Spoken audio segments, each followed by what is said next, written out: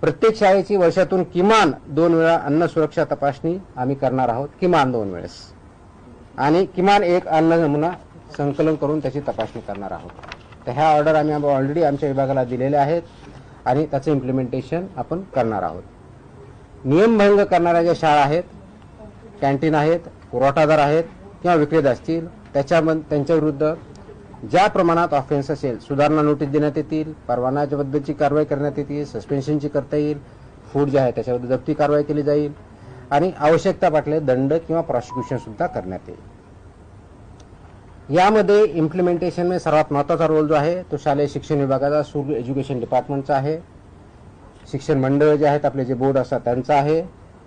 Local bodies म्हणजे जिल्हा परिषदेच्या शाळा असेल तर लोकल बॉडी किंवा कॉर्पोरेशन असेल तर म्युनिसिपल कॉर्पोरेशन किंवा काउन्सिल असेल तर काउन्सिल यांचा पण महत्त्वाचा रोल आहे.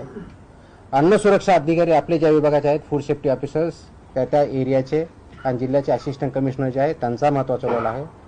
स्कूल मॅनेजमेंट कमिटी जे आहे त्यांचा आहे.